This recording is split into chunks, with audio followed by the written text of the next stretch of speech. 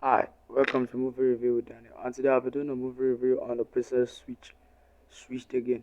The Princess Switched Again is an American Christmas romantic comedy film directed by Michael Rao. It's a sequel to The Princess Switch. It stars Vanessa Hudgens, Sam Pladio, Susan Brand, and Nick Saga. The film was initially released on the 19th of November 2020. Beware, this movie review contains criticisms and spoilers.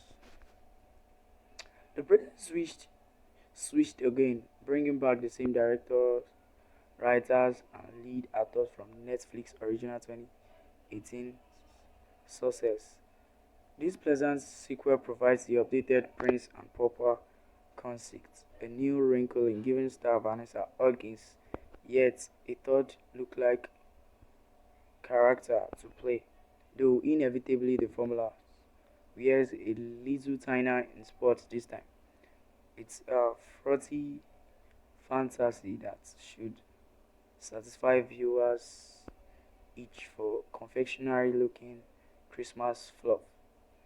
Netflix premieres the feature worldwide November 13 and it should provide them the year end programming staple for some time to come.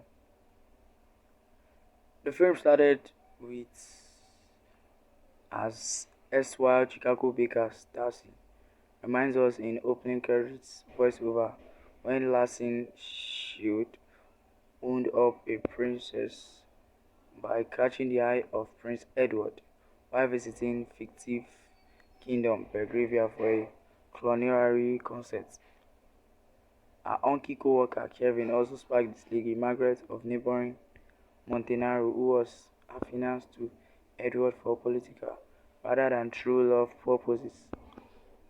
Arriving at the correct pair of naturally required the two doppelganger women to temporarily exchange identities, with Margaret briefly getting the anonymity she craved and Tracy sampling the luxe aristocratic life. 2 years later, Tracy and Edward are happily married, if a bit harried by royal responsibility, but things didn't work out between Margaret and Kevin, largely because her father's death and other unforeseen circumstances are now forcing her to assume Montenaro's throne. This is not the kind of movie in which historic tradition and affairs of state can prevail over romance with a commoner. However, so Tracy revisits Chicago to acquire, still pinning Kevin and his precious daughter Olivia, replacing the original's Harvey, into attending Margaret's coronation. Upon arrival, everyone seems to reunite the barely parted lovebirds.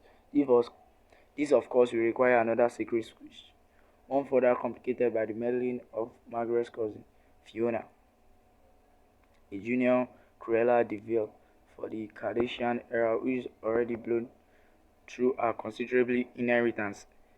Ergo she and her minions hatch a plot to kidnap Margaret long enough to steal her crown and fortune. After a fashion, they are aided by the unsuspecting lady's smirking chief of staff, Antonio, a less trustworthy rival suitor to Kevin. Needless to say, as three women run around pretending to be one another amid treasonous intrigue, things get a little hectic. The prolific small-screen director Mike Rao, as well as scribes Robin Bernenberger and Megan Metzeger back on board, Switch Again doesn't feel like too desultory a knockoff even as it goes through fairly stock romantic comedy paces. Naturally, this is a sort of enterprise that maintains its disposably light tenor by tracing plot complications that are barely real problems at all. Both couples in question have no more serious issues than having been too busy to sit down, talk, and confirm they are perfect for each other.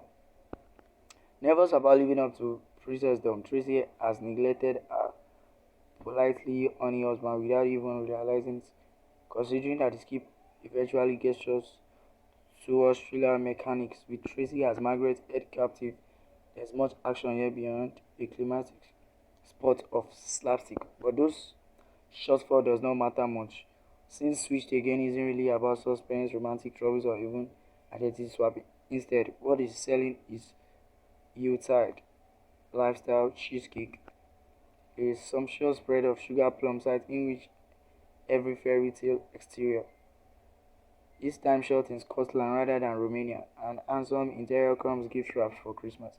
Even the public bathroom from which Tracy gets abducted is decorated to resemble one big festive wreath, a wee kitschy but never quite garish.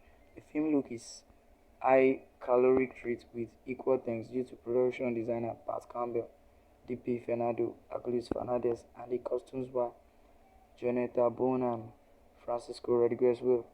Ralph Pacing keeps all his eye candy from clogging the arteries and does the expected various artist selection of holiday rock and pop soundtrack.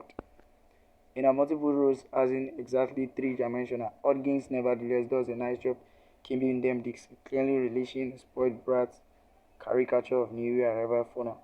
Other cast members eat their marks with the requisite good looks and sufficient aplomb, though there aren't as many moments of cringy on the nose dialogue here as one might expect.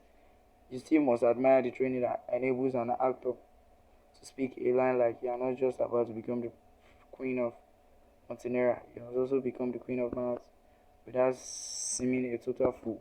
Thanks for watching today's review. Please feel free to hit the like and subscribe button and leave your comments in the comment box below.